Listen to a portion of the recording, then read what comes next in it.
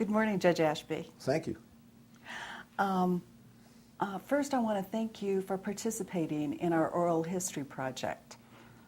Well, let's get started, as they say, where it began. Where were you born? Madison, Wisconsin. June 23, 1930. Ah, and did you grow up there? Yes. Mm-hmm.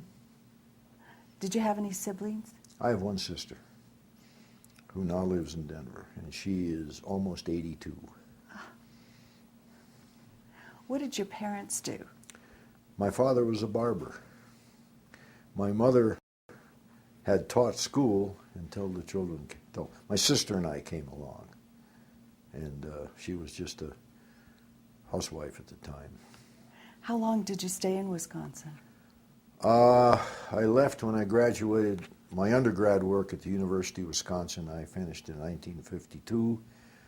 I left to go in the service, and in the meantime, my folks moved to Colorado Springs, so I was there from 30 to 52, 22 years. Do you remember growing up whether your parents knew any lawyers? No, you got to understand that was during the Depression. And my folks were never on relief, but as they later put it, because I'm too young to remember the worst of it, but as they later put it, they were hanging on by their fingernails. It was tough. But you know, everybody on the block was in the same place. Nobody had any money. Well, looking back on it now, from those early days, do you think there's anything from that time that influenced your direction towards law? Well, I don't know the direction towards law, but my folks made it very clear from the very early age that I was going to university and I was going to be educated and I was going to amount to something. My dad, who worked with his hands, said, "Don't work with your hands, work with your head." And they were very insistent upon that. Of course, my sister graduated from Wisconsin too. And your mom was a teacher? She had been a teacher. You want to hear a little bit about her history?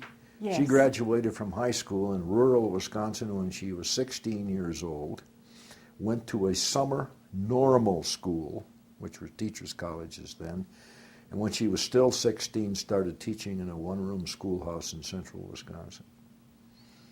She said 2 of her students were older than she was. Them were the days. Yeah, remarkable woman. Well, that's the way it was back then. Now, you said you went to college in Wisconsin. University of Wisconsin, okay. Madison. And what was your major? Economics and political science. Ooh. Did you go straight through? Yeah, I did 4 years straight through. Worked 20 hours a week and was on the varsity track team. What was your event? 400 meters. I wasn't any hotshot, I can assure you, but I did make the mile relay team and got a letter one year.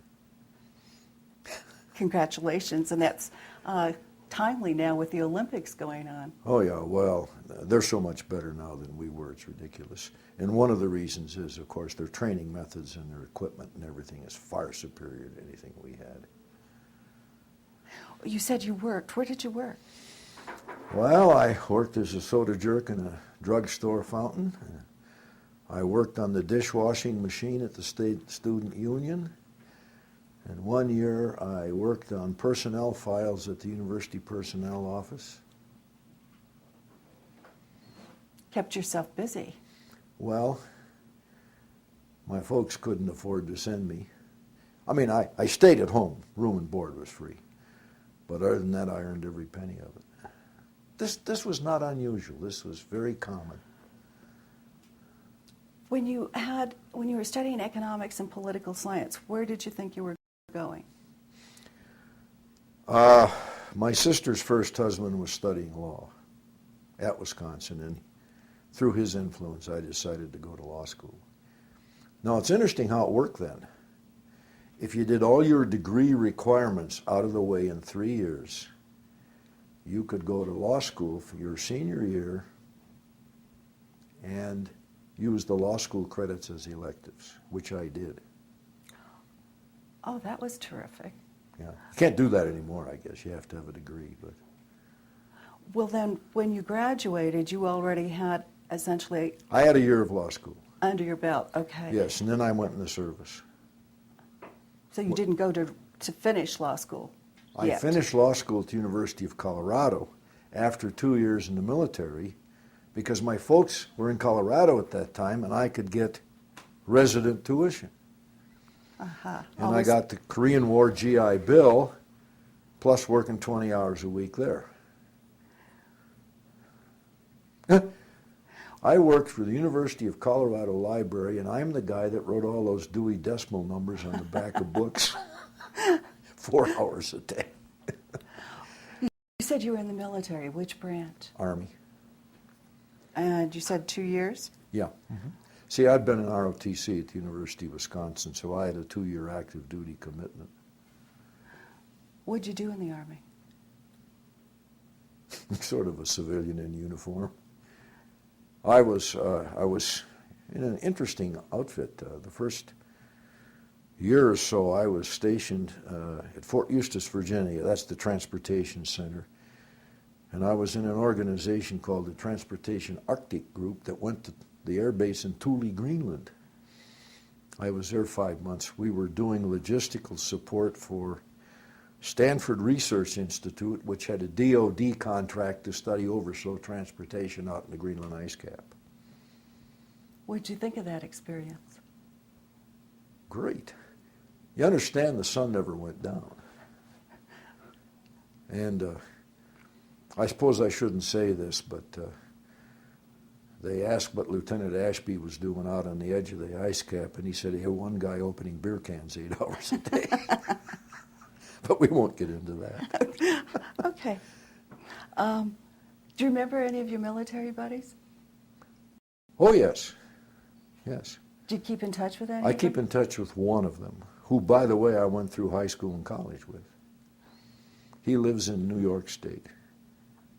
He's a very fine artist and sculptor. Was he in ROTC with you? Oh, yeah. Okay. What do you think now, looking back on that military experience? What do you think of it? Well, it wasn't for me. I could never have been a career military person, but it's a good experience. It didn't hurt any. Why couldn't you be a career military person? I'm too much of a maverick, I think. You got to be an organizational man, and that's just not me. I could never have worked for a large law firm either. Same idea. Well, when did you come to New Mexico? Okay, when I got out of law school in 1956, the law firms in Denver were extremely generous in their compensation of juniors, $250 a month. I kid you not. Lawyers were fodder back then. I can tell you my friends at the University of Colorado who were engineers were going out at $500 and $600 a month, and they only had 1 degree. It's a crazy world out there. And so I had a chance to go work for the United States Department of Interior as a lawyer, making $400 a month. Well, I was broke, so guess what? And I worked at the Federal Center in Denver for a year, and they transferred me down here to work for a branch office in Albuquerque for the Interior Department. And I stayed, 56 to 59. I had a chance to go with the State Attorney General's office. I stayed there a year in Santa Fe, came back to Albuquerque and went in private practice with a firm. Well, let me back up for a minute. I just want to be sure I get this right. You graduated from law school in 1956. That's correct. That's from the University of Colorado. That's correct. And so your first job out of law school was with the Department of Interior. That's correct. Okay. While you were in law school, what did you plan? What were your thoughts in terms of where you were going to go with law? I was interested in natural resources law, believe it or not, although I never did much of it once I got it. What was natural resources law to you? Oil and gas, mineral rights, water rights, that kind of thing. So it seems like there was some connection with Department of Interior. Yes, there there was. Mm-hmm. Okay. Would you think, had you ever been to New Mexico before you came with the Department of the Interior? On a train. No, I had a cousin that lived in Long Beach, and I went out to see him, and went from Colorado Springs to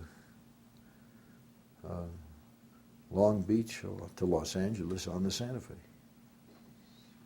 Do you remember what you thought of Albuquerque back then? Nothing.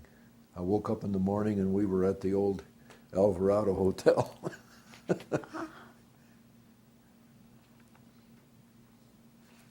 What kind of law did your brother-in-law practice? You ever heard of Shepherd Citations? Oh, yes. Well, he worked for Shepherd Citations in Colorado Springs. As a matter of fact, when my sister and he were out there with their children, well, that's why my folks moved out there. But anyhow, and then he went in private practice, and he later went to work as an attorney for Superior Oil Company, and well, from then on, it's a pretty sad story. He became a total alcoholic, and my sister finally had it and left him. He died here just a year ago. Well, you mentioned that he was influential in getting you interested in the law. Sure. Did he try to direct you in any direction in the law? No, but he'd talk about it, and he was in school and everything and discuss it, and it interested me.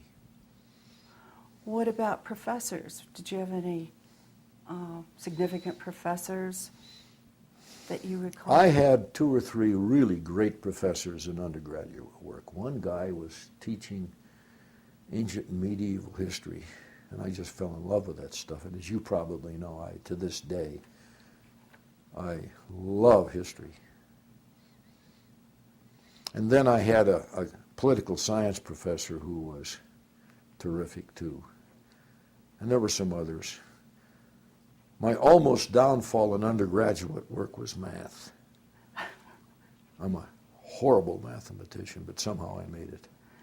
Well, I've heard attorneys say to clients sometimes when they ask for something involving numbers, they'll ask the client to come up with the number, and then they add, if I could have done math, I would have been a doctor. Well, I don't know. No, I never had any interest in medicine, although I have 2 daughters in medicine. Aha. Did you ever get to do natural resources law? Some with the Interior Department, yes. Well, and then, of course, I was involved in water rights on a big case that I guess it still isn't settled. The famous Indian water rights case in the Powahki Valley. I represented the Pueblo San Ildefonso on that for years.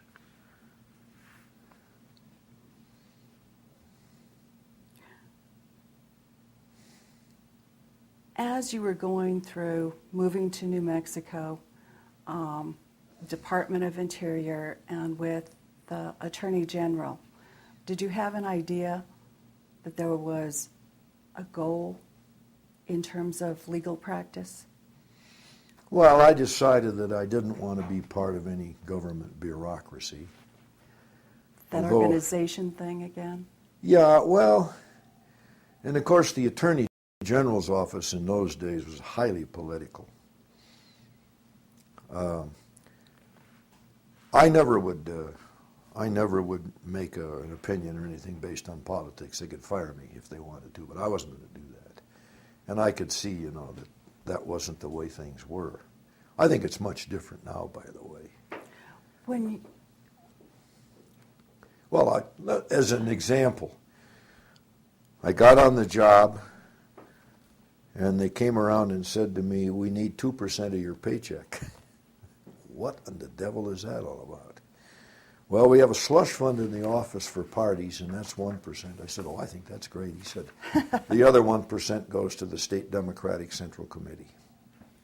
And you either paid it or you didn't have a job. Now, that was New Mexico in those days. Okay. That didn't suit me.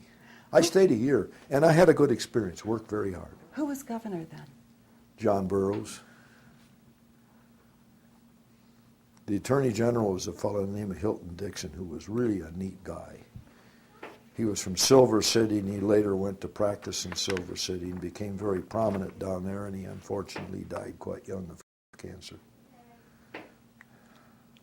What did you do in the State Attorney General's office? Well, Kind of law? we wrote a lot of opinions, requests from state agencies for opinions, and I also argued probably 2 cases a month in front of the state Supreme Court, representing the state on appeals. Do you remember who was on the Supreme Court then? The Chief Justice was J.C. Compton, the judgiest looking judge I ever saw. I mean, he was central casting as a judge. A nice guy. He was from Clovis, and then who else? Dave Carmody was on it. Dave Carmody was a tough cookie and smart from Santa Fe, and then they had Erwin Moise, very famous lawyer from Albuquerque, who I think is the best justice they've ever had up there, maybe before Montgomery and those guys. And I forget who the other 2 were. Okay. Did you get involved in politics during that time?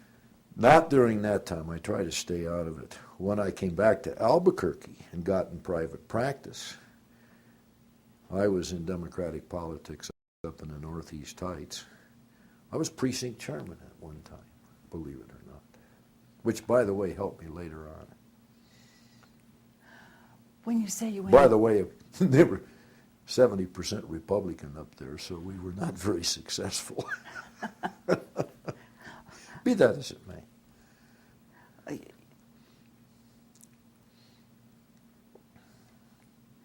When you went into private practice, was that sole practice? No, I was with a firm, Nick and Sam Dazzo and Bill Brophy. And what was the name of the firm? Dazzo and Brophy.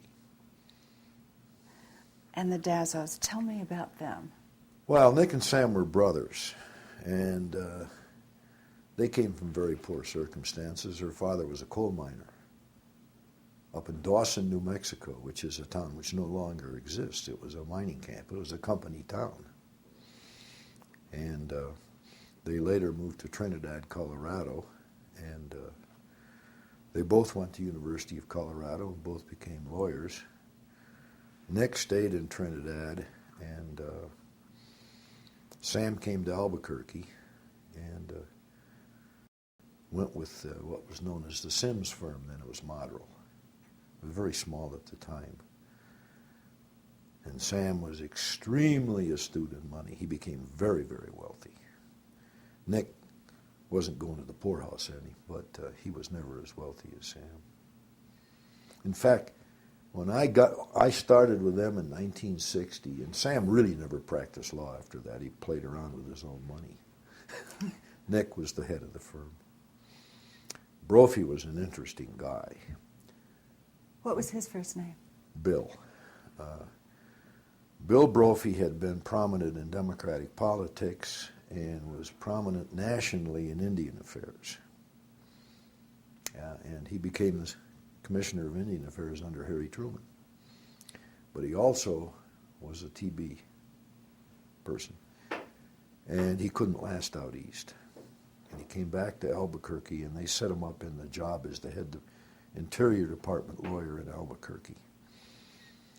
And he was a very avid Democrat, and when the Eisenhower administration came along, he and his boss in Denver didn't agree on anything, so he left and went in private practice with Sam and Nick. Brilliant guy. Brilliant guy. One of the smartest people I ever know. But you know, he was a fish out of water in private practice. He could have cared less about the business end of it. Nick took care of the business end of it. Did you know any of these people before you got a job with them? Oh yeah, I know them all. Of course, I knew Brophy. He was my boss when I came down here in the Indian Fair. And did you know either of the Dazzo brothers I at know, University sure. of Colorado? Oh, no. Was that just coincidence that you all came from there? That's all coincidence, yeah. Oh. So how big was the firm? Was it just... 4 of us. Just 4. Mm-hmm. And then Brophy died a couple of years thereafter. I mean, he had TB, and then he got prostate cancer. Very sick man. Was he pretty young when he died? He was, I think, in his late 50s.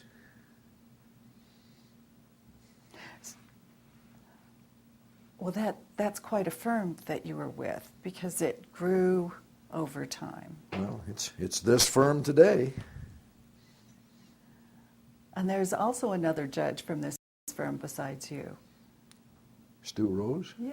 Yeah. Well, you see, what happened is Nick and Sam and I were there, and then we were associated with some others, Mark Clayberg and a couple others. Marty Paskine came along.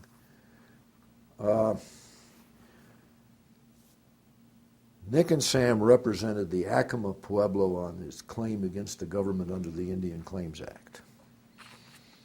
And in, I think it's 72, it was finally settled for a very substantial sum.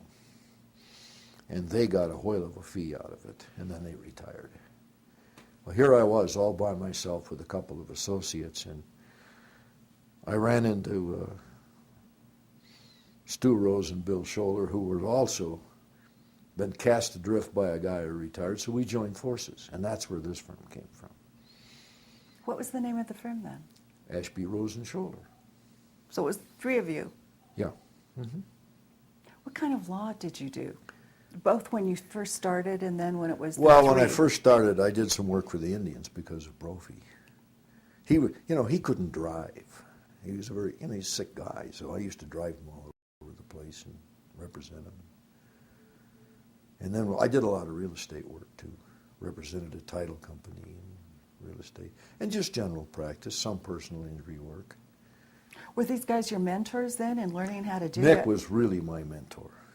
This guy knew how to practice law, and he taught me a great deal. And of course, I know you know, Nick died here a few years ago. He's 94 years old, and I'm very fond of Nick. Great guy. And they were interesting also, weren't they? Wasn't there something with Fat Boy? Oh, well, Nick, of course, had been with the Manhattan Project as a counterintelligence officer at the Second World War, and he is the guy that drove in a truck the Hiroshima bomb down to Albuquerque for transportation out to the coast. He knew all about it. There were some great stories then. Oh, well, he told some marvelous stories. You remember any? Not really. Okay. If you think of them, let me know. Okay. When it was just you, Bill Scholler, And Stu Rose. and Stu Rose, did the firm have a focus in terms of practice? Well, I law? carried on my business, and Stu came into some business, and we represented some bankruptcy work. I mean, Bill Scholler did a lot of bankruptcy work. Unfortunately, he had a problem. We had to let him go. And so was the firm two people then? And there were Well, then Marty Paskine and Mark Dow and some others came in. Myron Lynch. Okay. And, they were there when I finally went on the bench. Did you ever do any criminal law? Well, of course, when we first started and we were sworn in federal court, we were required to do 2 years of unpaid representation of indigents. And every Friday we had to go over and get assigned cases. And you get 4 or 5 of them at a crack. And it wasn't like it is today. Discovery was the U.S. attorney would kindly give you the confession. And that's all the discovery you got. So, I don't know how criminal law is today, but it was then. It was basically making deals. Although I did try a couple of cases, and I actually got an acquittal over there, which shocked Judge Rogers. What was the defendant charged with? Rape on an Indian reservation. And, of course, I tried the victim. Well, how did you win? Well, it was out of the Mescalero Reservation, and I went down there and talked to the law enforcement people down there, and they were very cooperative. And they said, well, this gal is sort of the local tramp. And I went from there. And so we tried the case, and she was on the stand, and I just took after her. And I got to say this, she was honest about it. She practically admitted, yeah, I'm a local tramp. And of course the jury heard that, and that was the end of that one. So you won. I look back upon that, you know, it's right out of Perry Mason. And your other partners, did they do this also, do criminal law? Well, they were beyond that. What about divorce? Did you ever do divorce? Oh, yes, I did divorces. You got to understand, back then you did a general practice. I don't think you could do it anymore. I don't see people doing general practice anymore. They specialize. We didn't specialize nearly as much. I never did a tax matter. I wouldn't get near a tax case or anything like that. But divorces, sure. And what's the difference? Why do you think people wouldn't do that now? I think the profession is much more specialized. Well, I think divorces are more difficult. You got all these retirement issues now, you know, cooters and all that stuff. We didn't have that back then. It was who got the children and who got the house and how much alimony and, you know, that kind of thing. When you were working for the Department of the Interior, do you remember what your salary was? I think you told me $400. I started at $400 and I ended up at about $500. Yeah, and then when I went with the AG's office, I think I got as high as $700 a month, which, you know, in 1960, that was great. That would be way below the poverty line today. Yes, yes.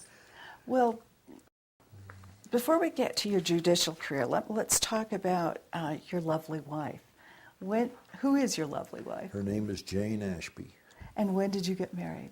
December 29th, 1956. So it'll be 52 years this December. So she was with you along for all of this that you've been talking about. I met her at the University of Colorado. She's a farm girl from Iowa. And what was she studying? Teaching. She was a kindergarten teacher for a while. And you guys have kids? Had 4. And you say you have 2 daughters in medicine. Well, I had 3 daughters and a son. The son is deceased. I have my oldest daughter is a nurse practitioner in neonatal intensive care at the University of Colorado Hospital in Denver. My middle daughter is a medical doctor running a family clinic in a little town called Fayetteville, West Virginia. And my youngest daughter has a PhD from Stanford in mechanical engineering, of all things, and she's a full professor of engineering at the United States Naval Academy. I'm very proud of her. You have quite impressive daughters. Clearly, product of their parents. Well, let's not get into that. I always told my daughters, look, you're going to have a skill. Not only be educated, but you got to have a saleable skill. Because the days when women were just housewives sitting around helping out their husbands, that's over. And if you want to do it, now if you want to just be a housewife, that's another matter. But if you really want something, for heaven's sakes, get a saleable skill, and they have them. Indeed. And so they live in interesting places. Mm-hmm. What's West Virginia like? I call it America's third world, but she lives in this town. It's famous for one thing. You've probably heard of the New River Bridge. Well, the New River is the big rafting river out east, and there's this huge bridge that goes across it. Pick up the West Virginia quarter and look at the back. That's the New River Bridge. And they have a day, no kidding, where people jump off this bridge and parasail and bungee jump and all. It's crazy. But Diane, that's her name. The middle daughter is the maverick of the family. She would not come and live in Albuquerque or any city. She just loves it out in this small town. That's great. So, and the maverick strain continues. Yeah, I guess from me to her. When did you become a judge? 1981, May 1st. How did that come about? Well, this is interesting too. I was in the office about February working away, and I got a call from Judge Biamonte, who, by the way, was a law school classmate of mine at Boulder. And he said, "Can you come down and see me? I want to talk to you about something." I said, "What have I done now?" He says, "Nothing. Come on down." So I went down, and he closed the door, and he says, "Judge Maloney is going to retire, and he's under fire." I'm not going to get into that. I know what it was. And he's going to retire, and we're looking for another judge, and I think you ought to go for it, and Jerry Cole thinks you ought to go for it, and I think we can get a lot of support. Which judgeship are we talking about? District judge. Okay. So I said, "Well, I got to talk to my wife about this," and we talked about it, and Jane and I agreed, and I went for it. And they didn't have the formal committee business then. The Bar Association, the state bar, had a committee, just an ad hoc committee, which would interview people who wanted to be judge. And I interviewed in front of them, and they acted very favorably about it. And then I had to go see the governor, of course, Bruce King. Well, I had been precinct chairman many years before, and that didn't hurt. Aha. And he appointed me. Did you ever have to run? Yes. When did you run? Well, you see, you get appointed till the next general election. You don't get appointed for your full term. So I had to run in 82. Hardest work I ever did in my life. Well, I mean, day and night. I don't see how these politicians do it. yeah, and was it expensive? I think we raised $25,000. Oh, my. Today, that would be pocket change. And I think if there's anything wrong with the American political system is that you have to beg for money to run. I think that's awful. Do you think that's maybe especially so in judgeships? Yeah, because let's face it, who's going to give you money? Lawyers. And you try to make it very clear to them that's not going to influence you in making decisions, but, I mean, they're human. These are the people, and we threw a big breakfast over at the Marriott over here, and 300 people showed up, and all of that. Oh, you shake a lot of hands and kiss a lot of babies and act nice to people you can't stand, but that's the way it is. I only had to do that once, because the next time I ran, to finish out my term, I was unopposed. And then the next time I ran, of course, we had the retention system. So, well, that first time that people run for judge, you had to put together a campaign committee, didn't you? Oh, yeah, sure. Uh-huh. Did you know what you were doing? I hope so. I won. Well, okay, Mark Dow was my chairman, and he ran it very well. He handled the money and everything. That's one thing you don't want to do. You don't want to handle the money yourself, or you don't want to officially know who's contributing, although, who's getting who. And we were successful. My wife was extremely good at organizing stuff. Well, she's a whale of an organizer anyhow. She's one of your assets. Oh, very definitely. What do you think of the current method of judicial selection?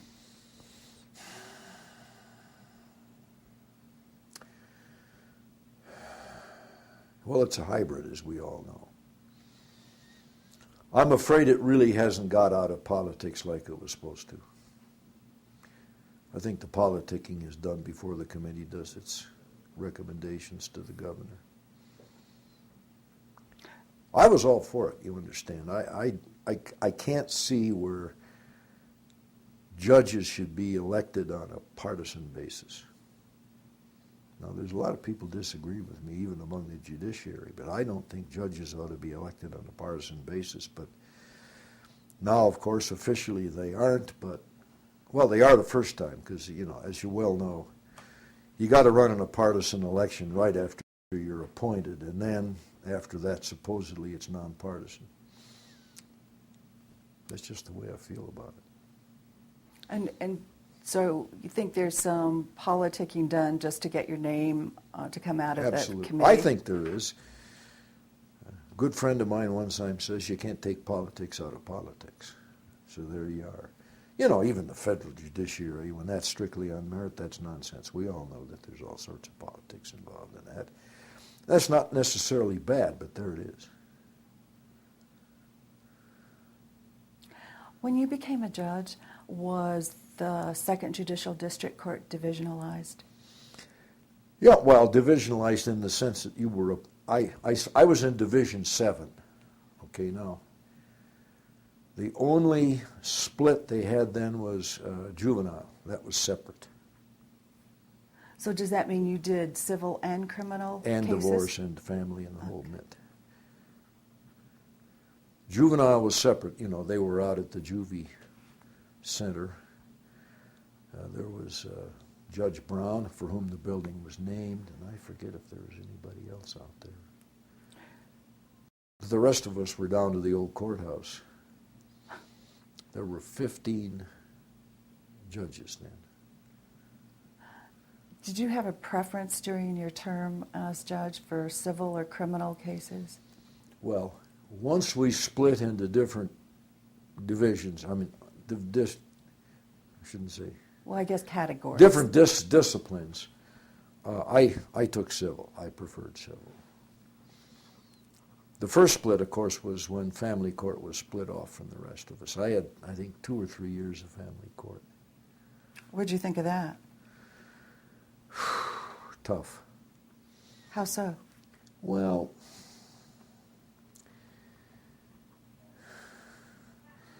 it's awfully hard to see families split up. Now, don't get me wrong. In my opinion, it was absolutely necessary in a number of cases. But it's tough to sit up there and judge people's lives that way. But you got to do it. I mean, somebody has to make a decision, especially with children. It didn't bother me to give somebody the house, hit somebody with alimony. I mean, what you call spousal support now. But decide what happens to children is tough. And of course, you know, that's a two-way street too. There are children who just love to pit one parent against the other, and then of course there are parents that like to pit the children against each other. Now, isn't that awful? But that's the way it is. Do you see any improvement or have any suggestions for improvement? I think the idea that crept into family court afterwards of having some mediation is a very good idea. I think, however, and I'm not going to mention names, some judges carried it way too far. Because sooner or later, you know, I think a judge has to get on the bench, listen to the evidence, and put their foot down and say, this is it, bam. I think, well, this is not only family court, but I think clients want decisions. Now, they don't want you to be arbitrary, capricious, and unreasonable, but they want you to decide something. Especially business clients, you know, they're in business, they got to have answers. They may not like the answer, but they got to have answers. So is there something that goes along beforehand that delays getting to the decision part? Well, I think it depends on the case.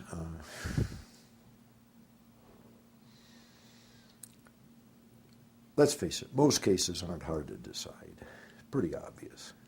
I mean, in civil law, you know, A owes B a bunch of money. B's entitled to the money, you give him a judgment. Somebody has committed a fraud, you rule against them. But you get these cases that are really tough, too. And they could go either way, and the best you can do is to study the law and look at the facts and decide it the best you can. Do any cases come to mind?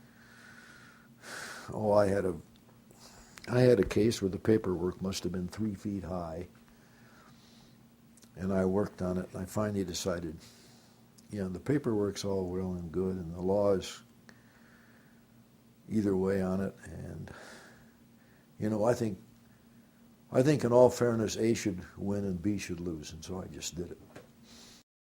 I got affirmed too, believe it or not. I was going to ask if you'd been appealed. Well, here's another thing that I feel. If you're going to worry about being reversed, you're not doing your job. Now, that doesn't mean you go around deliberately trying to get reversed or anything, but you do the best you can on the facts and on the law, and you make a decision. And if the loser doesn't like it, the loser can take it up to the Supreme Court, and they can look at it and decide. And if they disagree with you, okay. Lawyers disagree all the time. So when the loser's attorney says to you, Judge, I'm going to appeal, what was your reaction? You need a map to get to Santa Fe? It's only 60 miles. No, it didn't bother me. There's only one case, and I'm not even going to mention it, where I think the Supreme Court did me in for political reasons, and that's the end of that. I'm not going to discuss it. Well, now you've just intrigued me. Well, I'm not going to intrigue you any further. It was an important case. I'll tell you later when we're off the record. Okay. Okay. Who was governor then? When I was appointed, During this intriguing case? had nothing to do with the governor. Okay. And I forget. I think it was Tony Anaya, but it didn't have anything to do with the Anaya administration. It was local politics, let's put it that way. Well, as a judge, you see a spectrum of parties in cases. That's fair, right? Mm-hmm. Do you care to make any comments about parties you've seen in cases that were memorable one way or the other? Okay, I'll tell you a great one. I handled criminal, for a number of years until they split criminal and civil off, and then I took civil. Well, actually, you were in judgment of one of my trials. I did a bench trial in front of you. Your husband tells me a great story that I didn't remember. We don't have to go there, Judge Ashby. Not you. Okay. He said he had his first case in front of me, and he's arguing, and he produces in front of me a copy of the decision of the Supreme Court. He said, I've got to win. I looked at it and I said, no, you don't. That's a Tony Scarborough decision, and I don't believe in it. That's Kevin talking. No, I had a criminal case, capital murder.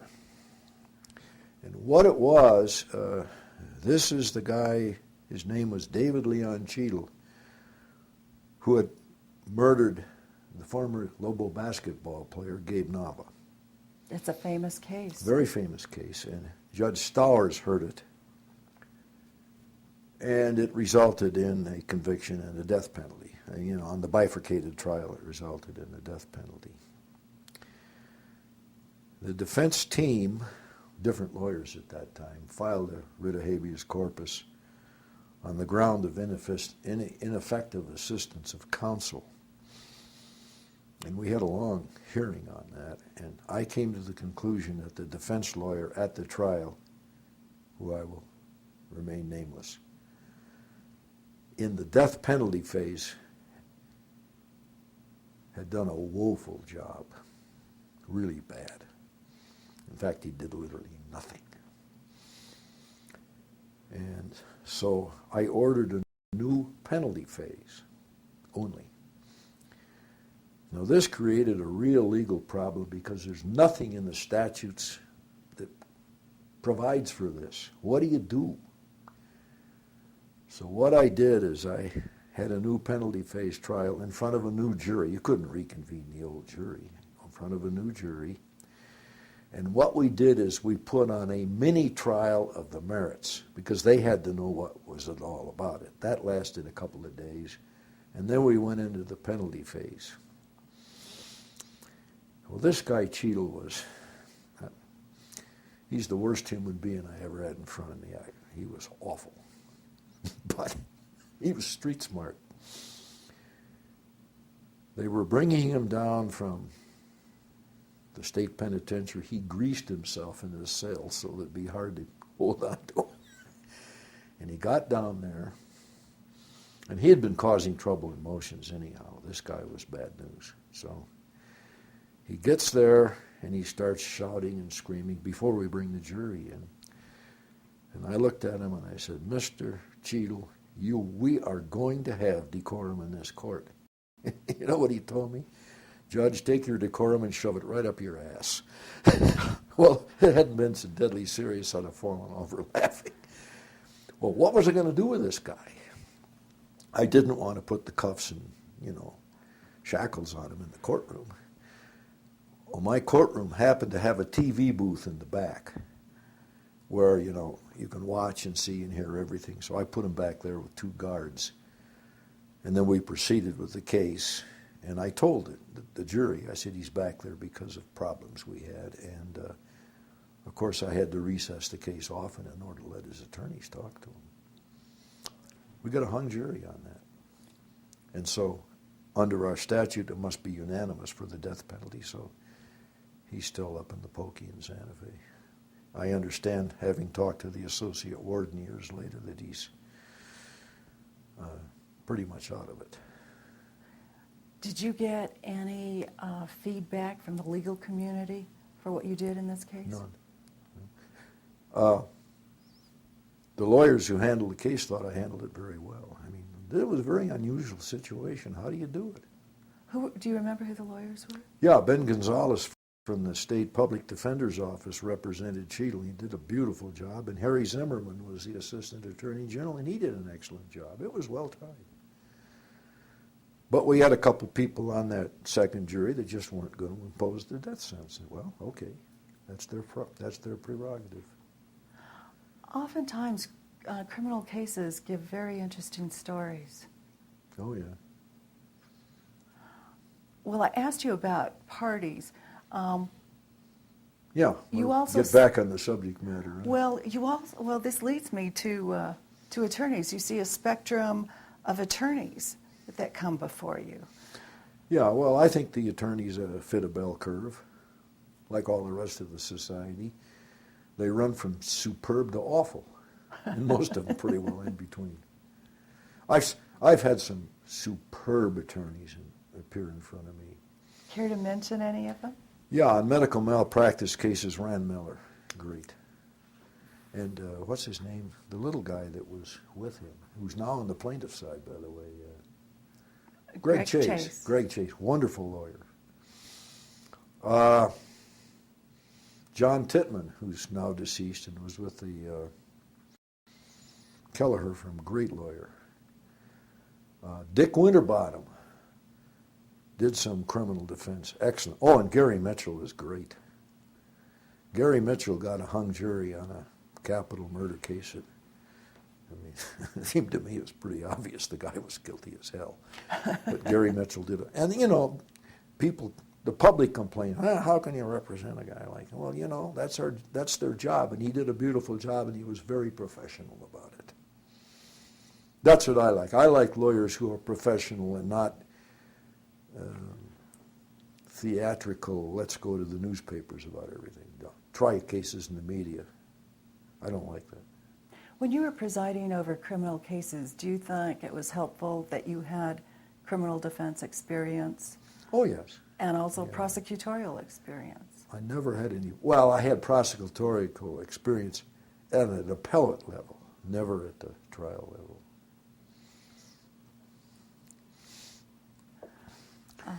The hardest part of criminal law, outside of the really tough capital cases and that kind of thing, is sentencing. What do you mean?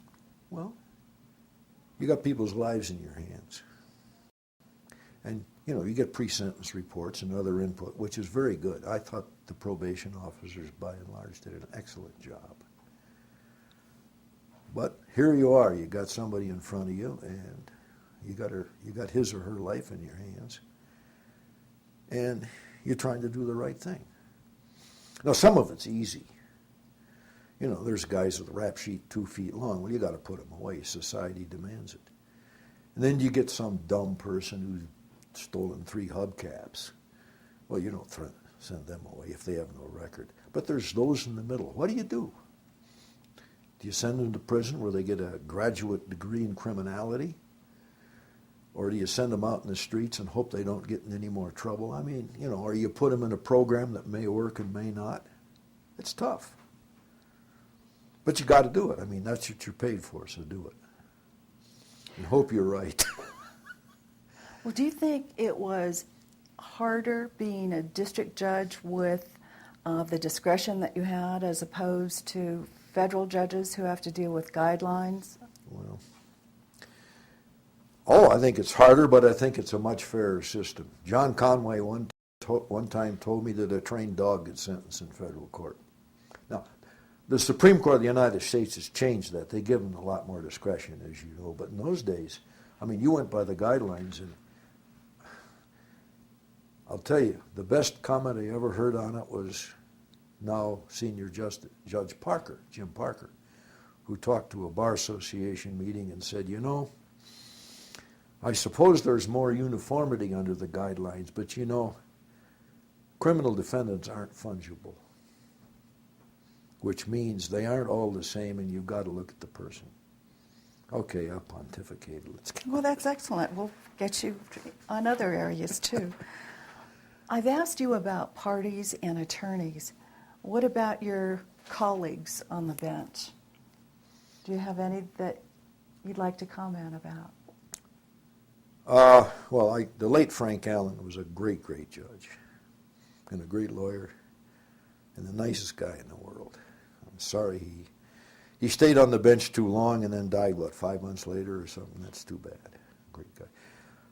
Richard Traub was an excellent judge. Now, he and I don't see eye to eye on a lot of things because I eat lunch with him all the time now, but he was an outstanding judge. Trying to think of others. Back when I first started, I thought Dan McPherson was a wonderful judge. Some of the judges were characters back there. Judge Tackett didn't want to hear cases. He'd call you into chambers, close the door, and he'd settle everything. It's funny because there was one lawyer who was prominent in town who represented the insurance companies, and for some reason he was always on the other side of a personal injury case with me. And if we drew Tackett, I always won because Tackett just hated this guy. And he'd give me a favorable settlement. No, there are other judges over there. Franchini, I like Gene Franchini. He's a little bit of a wild man at times, but he did what he thought was right. Those are the names that come to my attention. And, of course, Biamonte was my classmate, pushed very hard to get me to be judge, and he finally got tired of it and went in the real estate business and built apartments. Rosier Sanchez was a sweet guy. He's still alive, And Rosier, poor Rosier, he was still on the bench. I guess he'd retired when all of the scandal broke about his brother, the ex-archbishop, and it really crushed him. But Rosier's a very nice fellow. I practiced some criminal cases in front of him also, I remember.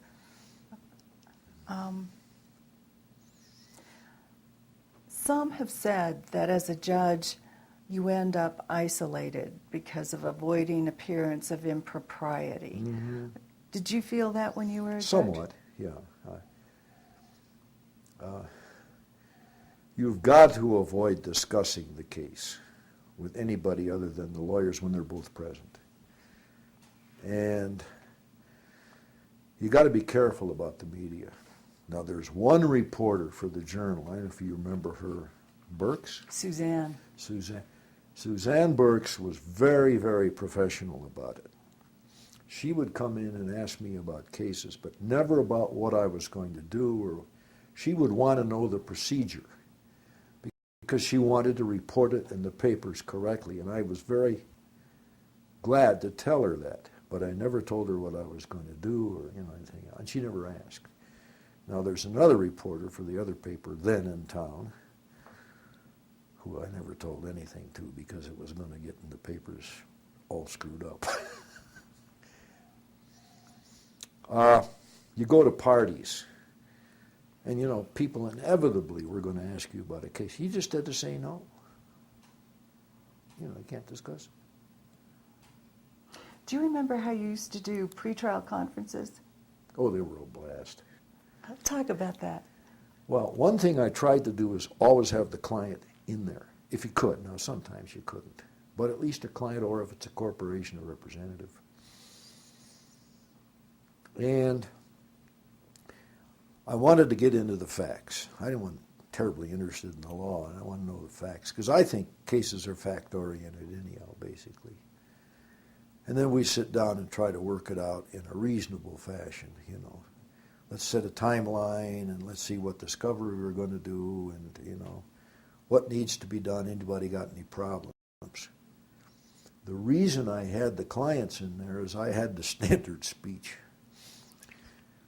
Look, you guys, litigation is always four things. It is always expensive, it is always time-consuming, it is always risky, and it's always traumatic. Now, do you want to go through with this? It worked. You'd get settlements because I think clients understood that, they were running up a big bill and a lot of time and tearing their hair out when something could be taken care of. It didn't always work, of course. Well, you also did similar things in criminal pretrial conferences. Yeah, You sure. got the attorneys and... Mm-hmm. Well, they were basically scheduling conferences and scheduling motions. And there was one lawyer who, back in the days when it wasn't as informal as it is now, always showed up in jeans and a cowboy shirt. And I had to tell him, He's from the DA's office. So I talked to Steve Schiff, and I said, Steve, you can run any kind of a dress code you want to in your office, but nobody comes over there looking like that. What was his response? Steve was fine. I got to tell you a story. Steve, went to Congress. And the poor guy died from a botched up job of getting rid of the carcinoma. That's another story. But the week that I was leaving the bench, I got a call from Steve Schiff personally in Washington, D.C., thanking me. And he's a Republican. Well, that was nice. What a gentleman. He was a gentleman. He was okay.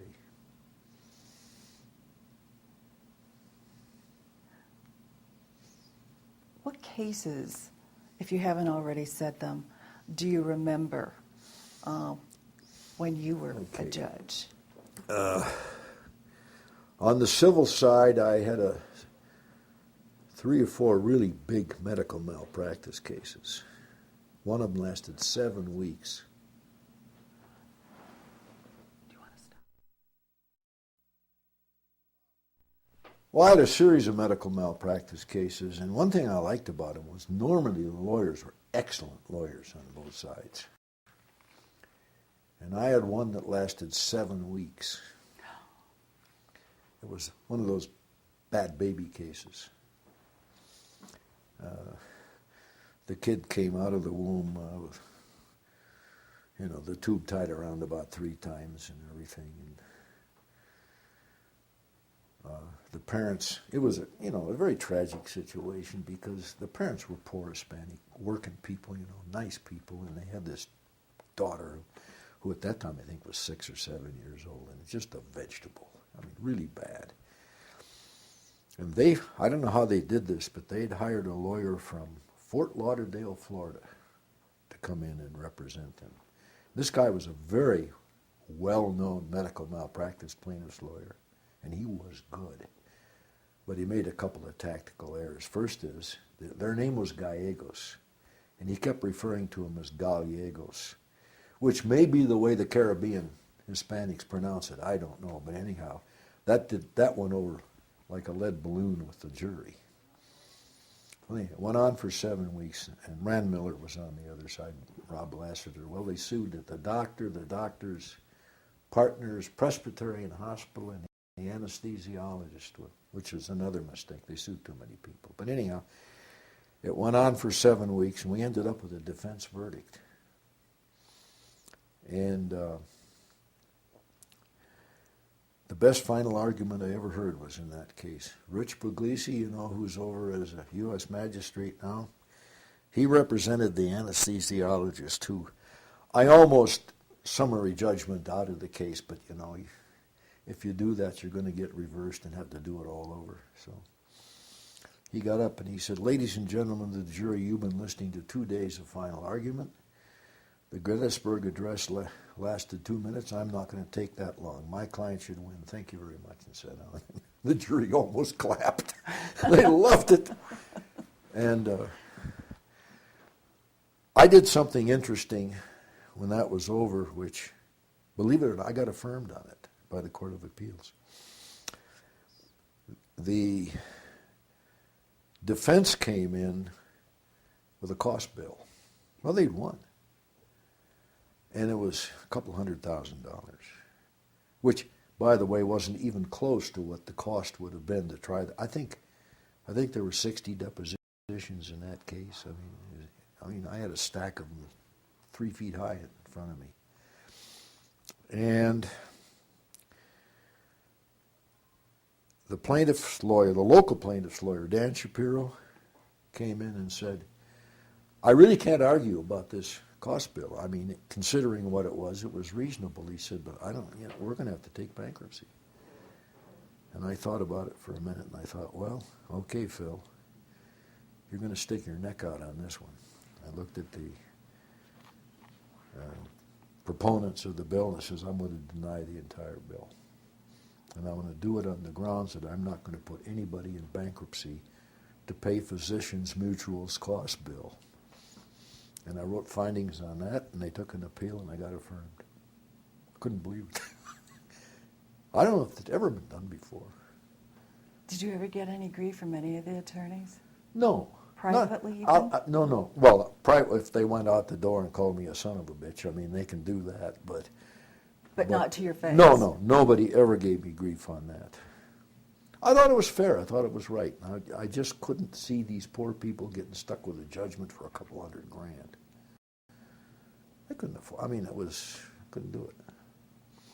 Well, you were good at that, always finding the human situation. There was one other one where this black gal who was a sergeant or something out at Kirtland went into a car dealership here in town, and they talked her into renting a car, leasing a car, okay? And they made her put a couple $1,000 down, gave her possession of the car, but said they'd have to take it back if her credit didn't go through. She had the car for something like 3 weeks. Of course her credit didn't go through. And they repossessed it, put it on the lot, sold it, and then sued her for several $1,000s for the deficiency. And they kept her $2,000. Oh, of course they did. So they moved for a judgment on the pleadings, and this girl just showed up. Come out of nowhere. She said, "I'm Sergeant so-and-so, and I'm the defendant in this case, and what's this all about?" So I said, "Well, what happened?" And she told me this very story. And I looked at the dealer who was there, and I said, "Is that true?" He said, "Yeah, basically." Well, of course, by this time, my hair was standing on end. And I said, "Well, I'm not going to rule on this judgment now, so you can leave." And then I called her back, and I said, no, I called her back, and then I called him back in after I thought about it, and I said, "I'm going to rule on this case right now on the merits." I said, "Mr. Dealer, what is the daily rental rate on this car?" "Oh, X dollars, $40 or something, I know." I said, "Okay, let's say it's $40. I said, "Okay, 3 weeks times $40 is X. You give her back the $2,000 less that, and I'm voiding your whole deal." Oh, they were unhappy. But, I mean, they took this gal to the cleaners, and I just wasn't going to put up with it. Let me tell you, judges do this all the time, and I'm tickled to death they do, because once in a while you got to just do what's right and hope you're right. Do you ever talk about things like this with your colleague Oh, judges? sure, all the time. Dick Traub told me about the time he denied an extradition because there was some black kid from Albuquerque who happened to be in Alabama and wrote a check for $75. It bounced. He says, I wasn't going to send that black kid back to Alabama on a deal like that, for heaven's sakes. You know, the governor's extraditing, but Right. we're appointed as hearing officers. Right. Right. I mean, you just got to do that once in a while. No, you don't do that all the time. You can't. But, okay. Justice has many guises. Well, you got to cut some slack once in a while. And if you don't, I don't think you're doing the right job.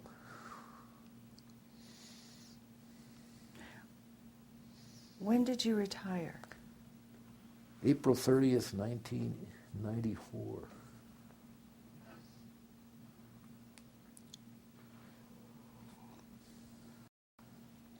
So how long was your career? 13 years on the bench. Looking back on it, what'd you think? Huh? What do you think about it? I enjoyed it. I told somebody the other day, I think I was a better judge than I was an advocate. Because an advocate has to go 150% for their client. There were clients I didn't want to go 150% for. But a judge's job is to know the law and to try to do the right thing and be fair. And I enjoyed that more. I'm not going to say I'm God's gift to the fairness, but I thought that was a better place for me than zealous advocacy, as they call it. Did you ever get any communications from parties who had been before you or attorneys? Well, I run into attorneys all the time. You know, I have lunch with the boys down at the Hyatt, and there's attorneys down there that I know. But, if I went to a bar association meeting today, I would know nobody. This has been, 14 years since I left. Well, you were in the bar a long time. What changes did you see? Well, the bar was small. I think when I first came to Albuquerque, there might have been 200 lawyers in town. That's just a guess, but there weren't many. And in 6 months, you knew them all, or who they were. And you know who to trust and who not to trust, and who was on this side, who was on that side, and who was likable and who wasn't. What are there now? 3,000 lawyers in Albuquerque, 4,000, I don't know. It's a much different animal. And of course, the bar is much more specialized. You know yourself, Kathy, you don't do all sorts of stuff. You specialize in certain fields, and everybody does. I also think that, how do I put it? Lawyers today are smarter, they're better trained, and they're more intelligent, but they don't have the civility that they used to have. What makes you say that?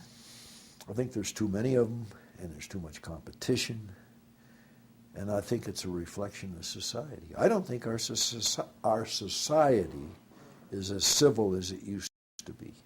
Now, maybe I'm just being nostalgic, and, I think people were nicer to each other back then. I don't know what it is. I think there's a lot more competition today and a lot more confrontation. Did you see some uncivility amongst lawyers? When I was on the bench, you bet I did. Not a great deal, but enough to make you have to lower the boom on some of these guys. But I think the lawyers are better prepared. Well, first of all, your research tools are so much better. You got CD-ROMs and law on a disc and all this stuff. You can research the law much quicker and much faster and much more accurate than we could. What about people skills? Do you see any difference or change? I just think on the whole, the Hearth Society, and that includes the bar, more often than not is not as civil as they used to be. That's the only way I can put it. Look at this political campaign. It's nasty as hell. The national one or the local? I'm talking about the national one. Of course, Jefferson and Adams almost killed each other, so I guess nothing has changed much. But I don't think people are as civil to each other as they used to be, and I don't like it. But why are people smarter now? Well, there's so much more knowledge out there. When my daughter, who's the professor, got her PhD from Stanford in engineering, she had to write a dissertation. It might have been written in Sanskrit as far as I'm concerned. I had the slightest idea what she was talking. And I have a copy at home, big thick thing, you know. It's tremendous, but I don't know what the hell it's all about.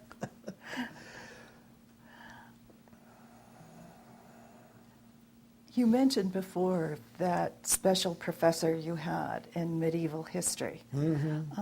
I'm going to use that as a jumping off point to talk about your time since retirement. What are your interests now?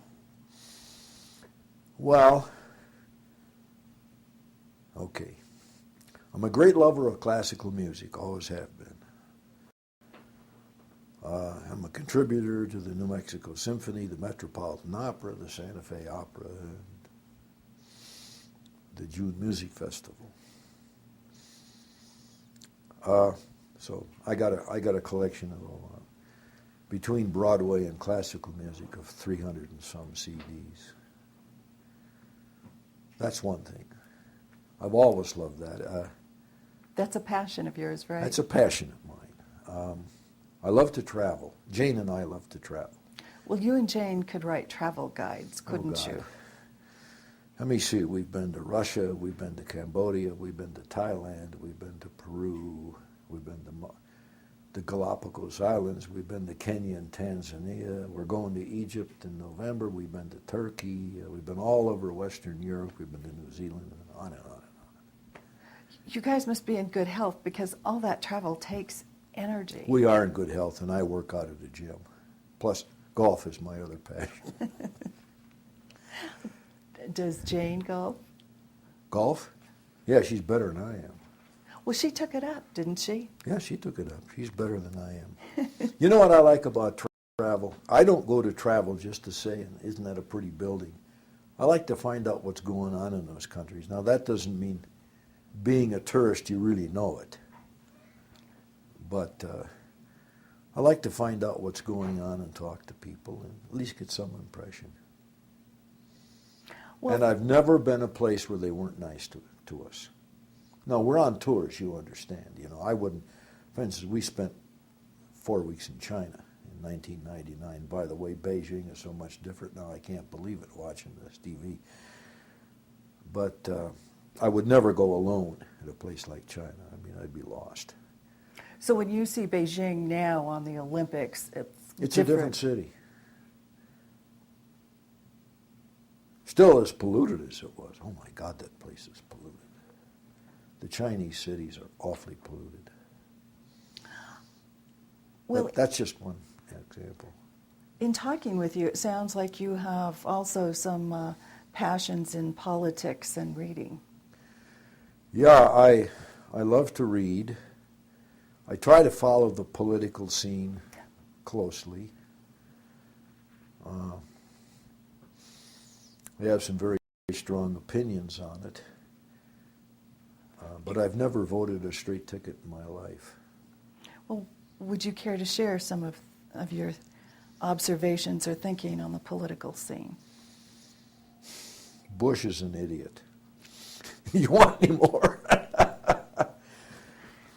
And I think campaigning is, let's get to the issues for heaven's sakes. Quit this business of attack ads calling the other guy no good blankety blank. You know, come on. But there's also a lot of talk about getting to know the candidate, which is a separate inquiry than the issues. What do you think of that? I think that's important. But let's be fair about it. See, I'll tell you one of my gripes. The good old days of Walter Cronkite and Huntley and Brinkley, these people in the media tried to tell it fairly. The whole thing is so partisan now. You know, you listen to Bill O'Reilly and then you turn around and listen to Keith Olbermann, and all they're doing is hating each other's guts. Now, am I going to get anything out of that? You know what I'm talking about? Yeah. Jim Lair has the only one that I think it's fair. So be it, you know. Let me ask you before I get to maybe what I might call reflections.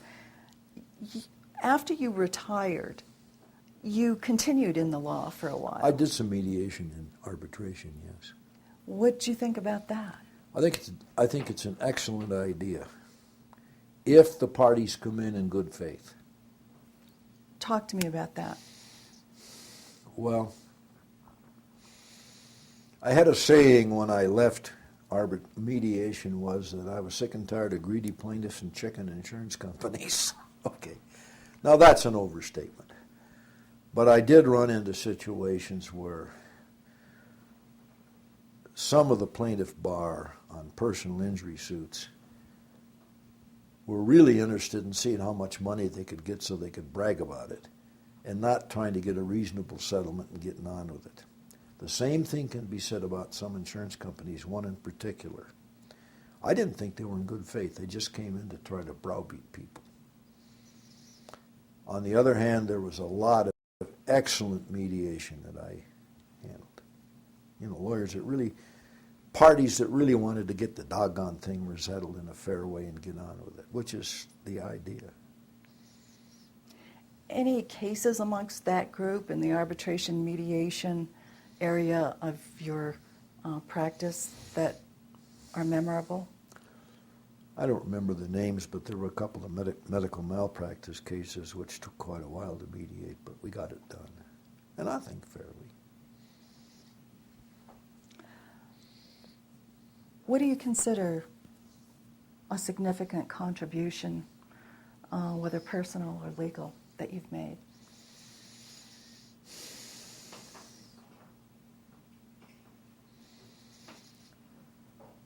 I think I tried to set a high standard for the bench. You were outstanding judge by the Bar Association. People have told me that. I hope I was. You know something, though, this is interesting, and this is just an aside. I'm sure that when I was on the bench, the older lawyers said, these guys aren't as good as old McManus and McPherson and Tackett were. They were real judges. Okay. I hear the same thing today. You guys were good, but these guys now, I don't buy that. What do you mean? I think the bench is just as good now as they were when I was there, and we were just as good as our predecessors. Come on. I may be wrong, but I mean, there's a feeling, you know, that, you young guys. I don't buy that. Couldn't this be just more of your modesty? Oh, come on, I'm not modest. We'll No, leave that I think I did a damn good job as a judge, but I think there's people over there now that are doing damn good judges. I mean, come on.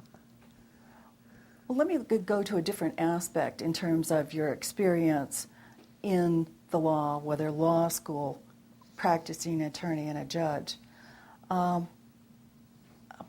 Women in the law. Great. Talk to me. I mean, you gals are good.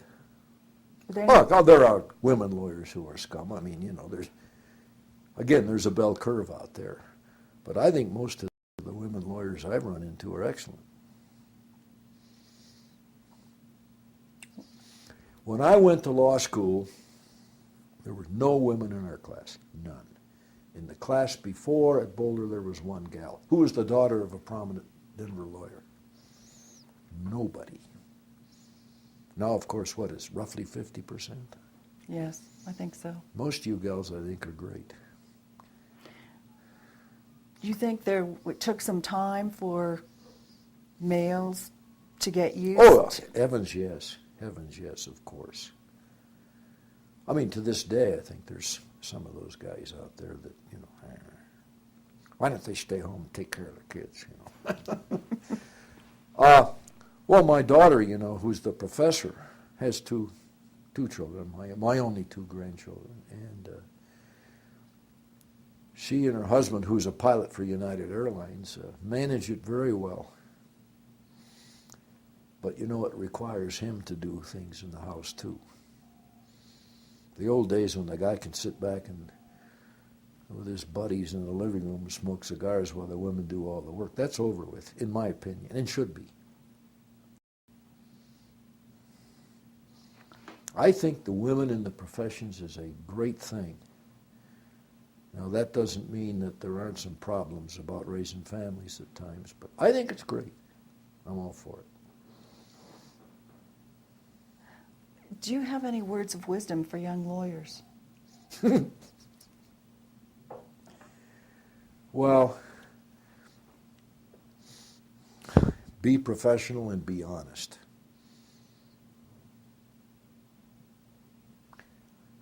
When I was presiding judge, we had them sit down with the young lawyers coming out of UNM, and give them the great words of wisdom. And I think they expected some great legal jewel. You know what I told them? What? You come over here, you be nice to the help and never lie to a judge. Would that were so. Well, I mean, they're very practical. I know some older lawyers, again, names will not be mentioned, who would lie through their teeth to a judge about fact situations. But you know something, judges catch on. And I'll tell you how I felt. Once a guy did that to me, and I found out that he was lying, I never believed him again. So, as a practical matter, if you want to win motions, and other things where you're reciting facts to a judge, tell the truth. Be perfectly honest about it. Do judges share this information with each other? Oh, yes, of course. There's a grapevine out there. We know who they are. Do you have any words of wisdom for not so young lawyers? Don't lord it over the youngsters. I've seen some of that. I don't think it's as much now as it used to be, but I can remember when you were just a, not dry behind the ears young lawyer. Some of the older guys would really try to take advantage of it. They'd try to intimidate you. I don't see it. Well, of course, I've been out of the game now for a few years, but I think it's better now. What about words of advice for judges? Listen and rule. You know what I mean? Listen to the parties. Listen what they have to say.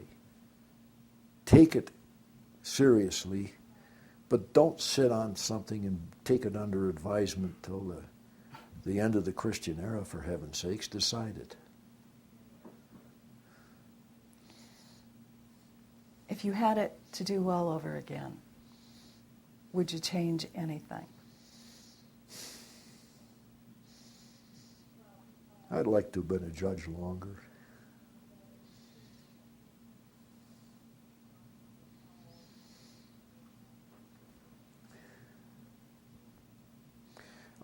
I would never have gone with a big firm. That's just me now. There's nothing wrong with this. There's some outstanding lawyers in the big firms and good friends of mine, but it wasn't me. So would you take... I'm glad I stayed in a small group where we were on a first-name basis. I would have liked to have been a judge longer. I should have started sooner. Started sooner? See, I was 50 years old when I became a judge, almost 51. I would have liked to have been a judge maybe at 45 or early 40s. So you'd put it on the beginning of the term, not at the end?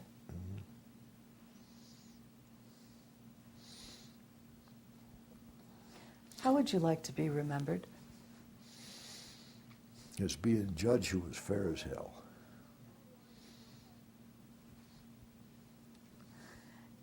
Whether I was or not, that's for other people to decide, but that was my goal.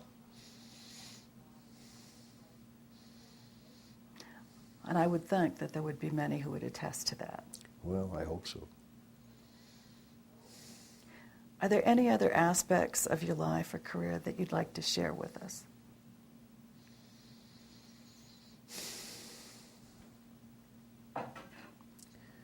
One thing I did was to try to take 3 weeks a year vacation with the family. Now, I know lawyers who brag about the fact that they never took a vacation. I think that's insane. You got to get away from it once in a while. And the family is important. And we've had our problem. You know about my tragedy with my son. But it's important. Kind of reinvigorate. I told Kevin this the other day. For heaven's sakes, Kevin, get away from this for a while. Do you good. And, you got to come back fresh once in a while.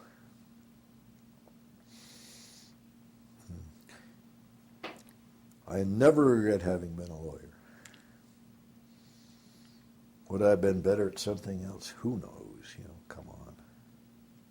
I could never have been a law professor, oh good Lord. Stand up in front of these. Well, let me ask you, did you ever have thoughts of being a different kind of judge, like an appellate judge? Not really. I'll tell you, I liked the action.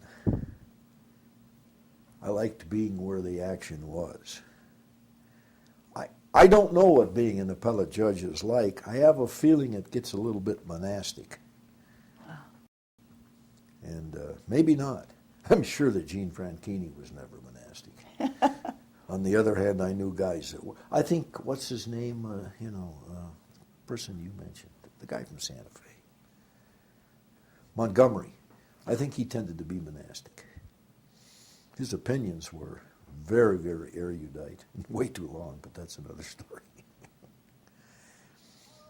I don't think I could have taken that. I mean, that isn't me.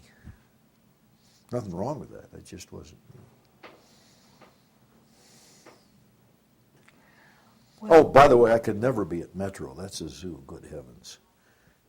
That's not a court, that's a zoo. I think. I shouldn't say that. That's not good. so It's an important court. I mean, a very important court, because that's where most people meet the courts. But I would go nuts listening to DWI cases one right after the other. Or handling landlord-tenant disputes, good Lord. So district court was great for you. I loved it. And I liked the civil better than the criminal. Well, as I told you, sentencing was tough. I liked the civil better than the criminal because by and large there was more intellectualism in it. And you dealt with some real intellectual cases where, criminal law, except for the really big ones, you could do in your sleep. That doesn't mean it isn't important. It's damned important, but, okay. Well, Judge Ashby, I'd like to thank you very much for sharing with us, and we would do well to learn from you. Oh, I hope I've taught something. I don't know. There's some awfully funny things happening in court I haven't talked about. I got to tell you one story. Great. I got some I've told you before I'm not going to tell. I had a civil case which was a will contest. And by the way, they're worse than divorces. Estate fights are awful. Because, daddy dies, everybody dresses in black, they go to the funeral, they cry about poor old daddy, then they read the will and all hell breaks loose. But this one guy an Italian heritage guy here in Albuquerque who everybody who knows him said he was a real character. He drew up a will. Well, that wasn't the will in contest because after his wife died, he had a mistress and he lived with her for 20-some years and he died at 90. And the big fight at that time was over the second will where he gave almost everything to his mistress. And the family was mad. Anyhow, the lawyer who drew the first will was on the stand. And somebody asked a question about what the first will was. And the first will said, I give to my daughter Lena one wheelbarrow worth $16.95. I remember the amount exactly. And all the rest, residue and remainder of my estate, wherever situated, blah, blah, blah, I give to my other children. I'm listening to this. And when the lawyer got done, I said, don't step down, please. I can't help it. I've got to ask you why that provision in the will. And he looked back at me and he said, Johnny told me so that was put in so she could carry away all the shit she'd given to him during her lifetime, his lifetime. I rolled off the bench. It was the funniest one ever. I told this later to some friends of his that I knew, and they said, yeah, that was Johnny all right. Okay, I'll stop. Judge Ashby, it also appears that you had some fun on the bench. I enjoyed it. Yeah, I had fun. Of course, I had times when... Oh, one other. I was afflicted for a while with some hypoglycemia. And I went to lunch and ate a great big carrot cake. Came back, and a half an hour into this thoroughly dull trial, I fell asleep on the bench. And the next thing I remember, the lawyers are standing at the bench saying, would you rule on our objection? And I said, what objection? And the jury's sitting over there cracking up. I had to recess and apologize to the jury. One would have thought that we would have heard that story. I've never heard that. Well, yeah. So, there are times when you're not doing it right. Okay, is that it? That's it. Thank you so much. Thanks, everybody.